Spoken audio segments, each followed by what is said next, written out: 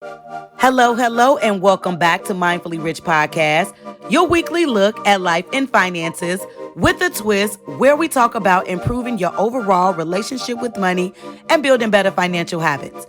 On each episode, I'll discuss real life situations and give y'all practical advice. The point of this podcast is to help you stay in your financial lane so you won't end up broke. I'm the creator and host, Richie. Now, let's jump into today's conversation. What's up, y'all? Happy New Year 2022. What's going on? Of course, gotta start with gratitude, thanking y'all because y'all are the reason why I'm here. Y'all the reason why I do this. Thank y'all so much for all of your support throughout the years now. I can say years because started the podcast in March of 2020. And it's so funny. We're in 2022. I can't even say it, right? Don't it sound funny? I can't even say it, right? And so thank y'all so much for all of your support through the years now and just showing up. Y'all are the reason why I do this. If y'all wasn't listening, I wouldn't even be able to put out a podcast for y'all. So thank y'all so much for listening. And y'all, as we move into this new year, you know, I have brought so many topics to the podcast. So many topics. This is literally episode 84. So that means I didn't talk about a lot of stuff. So I had to really dig in my bag to figure out what are we doing in the new year that's going to be different. And I got so much great content coming up. And so for my birthday month, the whole month of January, I'm going to be bringing y'all a financial boundaries series. So all this month, I'm going to be talking about creating financial boundaries in your life because you need that in order to succeed with your money. And y'all, it's going to be good. It's going to be good, okay? With a W, okay? So we're going to go ahead and jump into our Let's Talk About Money segment. And y'all, no music title inspiration. It's so crazy. So for those of y'all who are new to the podcast, I normally take a music title and I use that as our topic point for the episode. No hip hop, R&B, nor pop songs dealing with boundaries. Crazy, right? Somebody needs to go ahead and get on that, okay? So it's just conversation number 84. The Money Boundaries series, okay? And today I'm talking about 3 ways to establish personal financial boundaries in your life, okay? 84, y'all. Can y'all believe that? 84 episodes, okay? I just had to sit there and let that sit for a second, okay? For those of y'all that are new, the people who've been riding with me, they know, child, I could be a challenge, okay? 84 episodes. I didn't did it. All right, so we're going to go ahead and get this thing started talking about money boundaries, okay? Y'all probably looking like, is that a real thing? Yes, it is. Creating money boundaries is just as important as creating your other personal boundaries that you may have in your life. And if you haven't thought about creating boundaries, this may be your call to do so, okay? Just because I have quite a few woke friends. When I say woke, meaning in tune with therapy, in tune with their, I'm trying to think of the word, maybe self. I can't think of the word. Like normally when you're real in tune with life, I can't really think of the word right now. Dang, I can't think of the word. Y'all, I promise you, my vocabulary is pretty big. But at the moment, I'm recording, so I can't think of the word. But anyways, I have quite a few people in my life who are in tune with just life as a whole. And y'all have heard me talk about my fine friend circle. And we talk about therapy, boundaries, and things like that, especially establishing these things in our life. And so that got me to thinking about establishing money boundaries in your life. And today I'm focusing specifically on establishing those money boundaries for yourself. Now, later on in the month, I'm going to talk about establishing money boundaries with your parents, with your kids, if you have them, with your friends, with your family, and also establishing them in your relationship. But today specifically, I am focusing on you and your relationship with your money and establishing those financial boundaries for yourself because it all starts with you. In order for you to give other people boundaries that you have for them, you have to have what those boundaries are going to look like for yourself. And the reason why this is most important is just because, once again, you are in a relationship with your money. And just like with any relationship you're in, there are going to be rules. There's going to be things that you can do, and there's things that you shouldn't do. Okay? And when it comes to your money, one of the things you shouldn't do is go broke. That's it, period. Because when you go broke, it's gone, right? Right? Your money then left you, right? Just like in a relationship, when you do things that you ain't supposed to do, that person leaves you. So when we are establishing money boundaries, we are just really creating systems that can help us with managing our money better, right? Managing our needs. So that way we're able to get the things that we need to get, and also keep money so that we can do the things that we want to do in life, right? Y'all want to do some stuff. I'm always saying, let's dream a little bit. What are the things you want to do? You have to be able to save up the money to do those things. All right. So in order to do that, you first need to make sure that you have some type of plan for your money. Y'all hear me talk about this all the time, but it's so fitting because it's the beginning of the year. A plan for your money is none other than a budget. You need to have a budget, and a budget is just letting your money know this where you going. All right. These are the things I need to pay for in life. These are the things that I need that are necessary for everyday living. These are the things that I want to do. These are the things I want to save for. That is all a budget is doing. Y'all, think about every single thing in life. Jobs, they have budgets established so they can give out salaries, things that need to be done within the business. I mean, when people get married, they have a budget that they are going according to. When you are purchasing a house, you have a certain budget that you're on. There is not too many things in life that don't go according to budgets. And so in our personal lives, we need to make sure that we are establishing that, because that is your first plan for your money, right? Now, when you establish that plan, that's when you got to put on your big girl and your big boy panties or drawers, whichever one you wear. Okay. And you got to get some discipline, right? And the discipline comes in when you are establishing what your boundary is going to be. A boundary is basically a limit. You're giving yourself, what are my limits? So that way you're able to have some type of discipline about yourself so that you can follow your own rules, because you can't give other people rules until you have your own limits that you're willing to follow, which take discipline. All right. So now we're going to go ahead and jump into the how. How do you establish your money boundaries? All right. So first, you want to make sure that you set up your financial vision board. What that means is there are 3 questions that I want you to ask yourself. What do you want to do in life? I want you to dream big. Think about it. Where do you want to be? What do you want to do? What do those things look like for you? Then I want you to think about, when do you want to do it? So first, going back, what do you want to do in life? When do you want to do it? That's setting a timeline on when you want to accomplish whatever that goal is. Remember, this is going on that financial vision board that you're creating for yourself, right? And the third question you got to ask yourself is, how much will it cost you? Okay? Because when you're thinking about the things that you want to do in life, you're thinking about when you want to do them. Of course, most of the things that we want to do in life, they have some type of cost. They're going to have some type of cost associated with them. So how much does that thing you want to do cost? No matter how big or how small it is, you have to jot that down, right? And when you establish this, this is letting you know what? When I'm setting these money boundaries up, I'm setting these money boundaries up because all of these things on my financial vision board are things that I want to accomplish. So that helps you with keeping your discipline. It keeps those things in front of you. That's the reason why you establish these things. So that way it can keep you focused, keep you intentional, and keep you what? Mindful. Okay?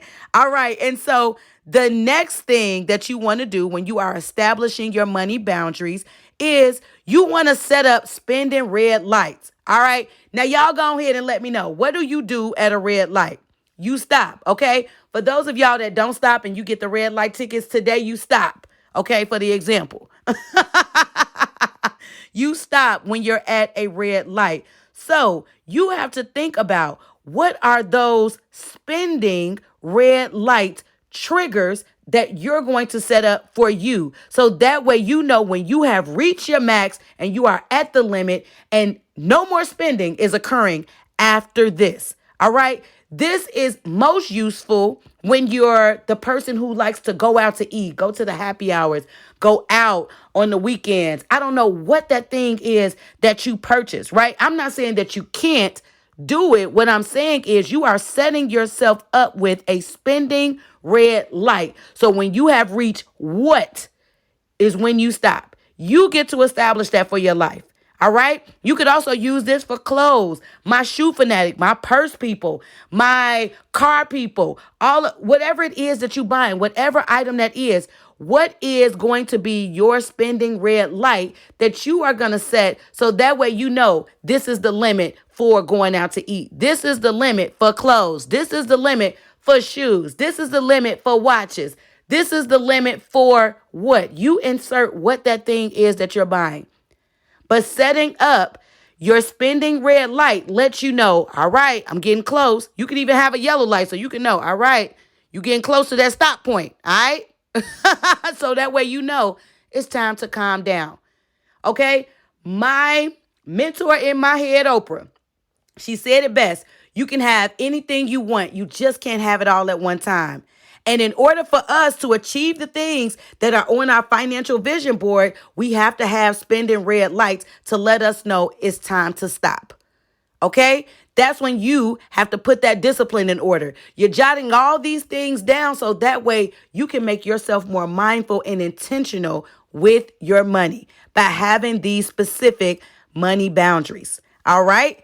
And so the last how in establishing your money boundaries is not getting into any more debt until you pay off the old debt.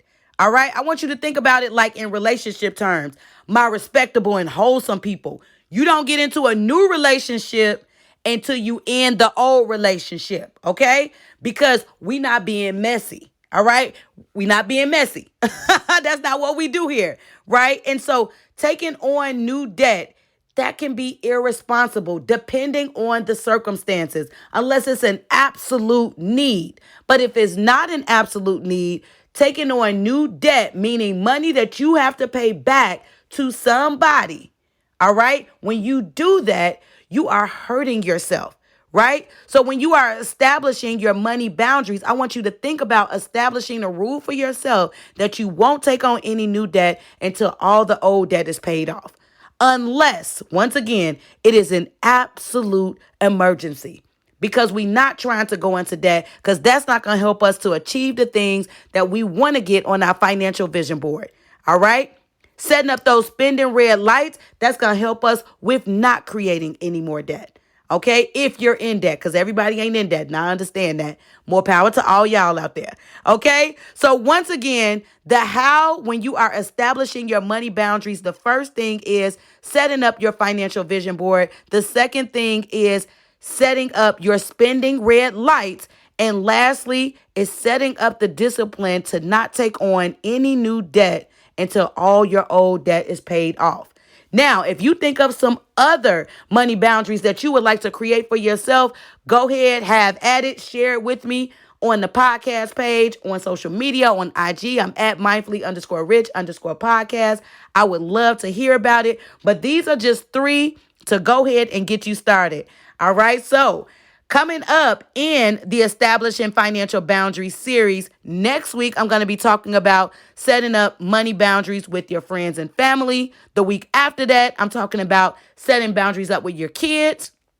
The 24th of January, I'm talking about boundaries with your parents. And then also on the 31st, the last episode of the series, I'm talking about setting up boundaries, money boundaries specifically, in your relationship, because all I talk about here is the money. All the other boundaries, you're going to have to go somewhere else, okay? All I do, the money, okay? That's where I'm at, all right? And so today I am debuting the cream segment, CREAM. That's with the periods in the middle. And this was inspired from the legends, Wu-Tang, and cream means cash rules everything around me. Dollar, dollar bill, y'all. I just had to sing it, okay? Y'all had to hear that. If you don't know that song, shame on you.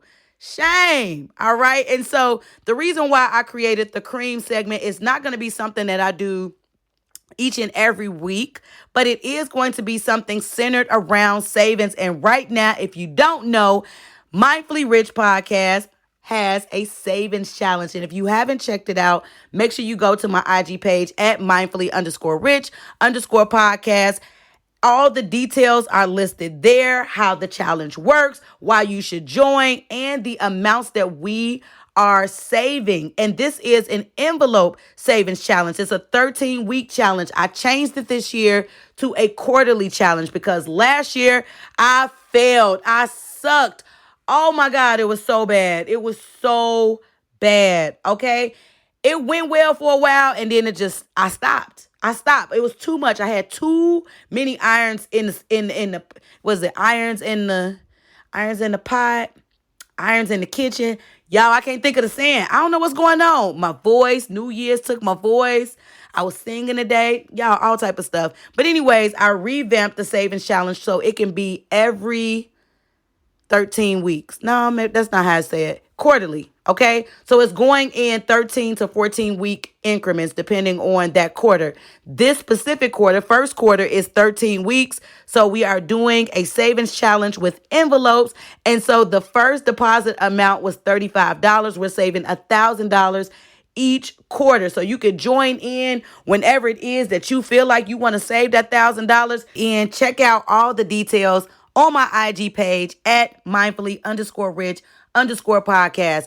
And so I also want to tell y'all the reason why I decided to make this an envelope savings challenge is because I'm trying something new for 2022. And so back when I first was learning how to save again, after I went through my divorce, it's coming up, y'all. It's 7 years ago when I first separated. So that is crazy to me. So that was when I was first learning how to save again. That was the first time I used envelopes. And so I'm going back to the drawing board because I'm working on some things and putting some things out for other people. So I need to be in it. All right. And so the purpose of saving in the envelopes is having that money, physically seeing yourself achieve a goal. All right. And so you can put that money into, let's say, your savings account, say at the end of the month. All right. Let's say after 5 deposits, then you go deposit all the money into the savings account. The point of it is for you to see yourself achieve the goal. Having the envelope gives you the power. Now, of course, if you're saving money in the envelope, it needs to be somewhere safe. All right. Now, don't have this out because I don't want you to be like, she told me to save with the envelope and it was laying out somewhere and somebody got your money now. Okay, we talking about saving $1,000. So maybe do about 5 deposits into the envelope, then take that to the bank. I don't know what that looks like for you. You may want to do it quicker than that. Do what work for you. Okay, I don't have an answer for everybody. I really don't. All right, I'm just trying to help y'all save money. All right, so please check out all the details for the savings challenge on my IG page at mindfully_rich_podcast. And so I really hope that y'all took some new perspective from today's topic. Once again, I'm going to be talking about setting healthy financial boundaries all throughout the month. Man, it's going to be good. Y'all don't even know. So please make sure that you are supporting the podcast, support the IG page. Make sure you are sharing this podcast far and wide. I am still a one-woman team. Until I start building this team up, I don't have no marketing department. Y'all is the marketing. All right? Send this thing out. Share it to everybody. Tell everybody you know about it. All right? Get me a book somewhere so I can talk to other people about it. So everybody and their mama can listen. Okay? Everybody need these gems that I'm dropping. So I want to thank y'all so much for listening. Truly, truly appreciate y'all riding with me. Y'all being my tribe and for all of the support. So y'all make sure that you are living life mindfully, intentionally, and always on purpose. And until next time, when I hit y'all with another one.